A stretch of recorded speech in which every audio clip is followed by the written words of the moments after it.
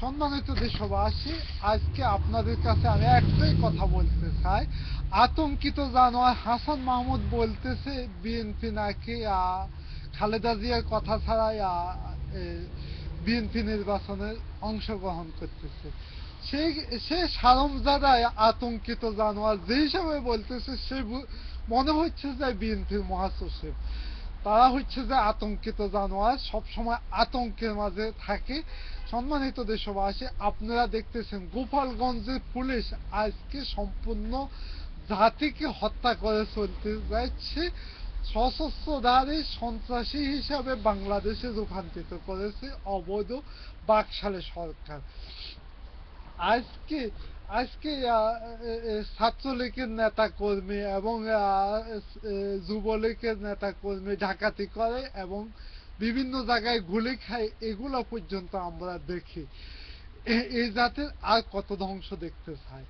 আর আজকে আরেকটা কথা দেখলাম, অবৈধ প্রধানমন্ত্রী আজকে একটা জনগণের উদ্দেশ্যে ভাষণ দিয়েছে, কিন্তু ওইখানে জনগণ ছিল না, 4-5 জন লোক ছিল। জনগণের উদ্দেশ্যে ভাষণ তার ঘরের ভিতরে।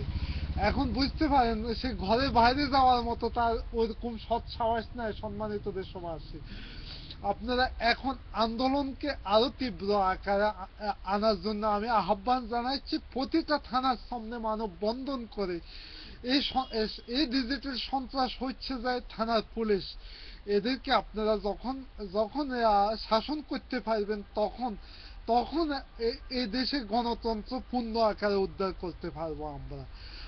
আপনাদের আন্দোলন সবকিছু ঠিক আছে, কিন্তু আপনাদেরকে মনে রাখতে হবে এখন ডিজিটাল সন্ত্রাসী হচ্ছে পুলিশ, গোলাপি পুলিশ। ওদেরকে আমরা আক্রমণ করে লক্ষ্য করে প্রতিটা থানার সামনে মানব বন্ধন করতে হবে।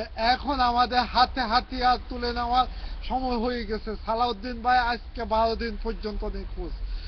আজকে আজকে বিএনপির সিনিয়র নেতৃবৃন্দর কোনো নিরাপদ নাই। যেহেতু দেশের কোনো নেতৃবৃন্দ নিরাপদ নাই, এই বাকশালীদের ক্ষমতা থাকার আর কোনো অধিকার নাই। তারা সবকিছু হারিয়ে ফেলছে। আমরা হাতে হাত রেখে, কাঁধে কাঁধ রেখে, একসাথে হাতে হাতিয়ার উঠে নিয়ে আন্দোলনকে আরো তীব্র আন্দোলন করার জন্য আমি আহ্বান জানাচ্ছি। আজকে দেশের অবৈধ বাকশালী গোলাপি সরকার বলতেছে বিভিন্ন জায়গায় টাকার জন্য পাগল হয়ে গেছে, বিভিন্ন ব্যবসা প্রতিষ্ঠানের উপর চাপ দিতেছে, কিন্তু আপনারা এখন কোন রাষ্ট্রীয় খাতে লেনদেন করবেন না। এই সরকারের ভাণ্ডকে আরো খালি করে সন্ত্রাসী কার্যকলাপ থেকে আপনারা দূরে থাকুন। দেশকে বাঁচান, জাতিকে বাঁচান।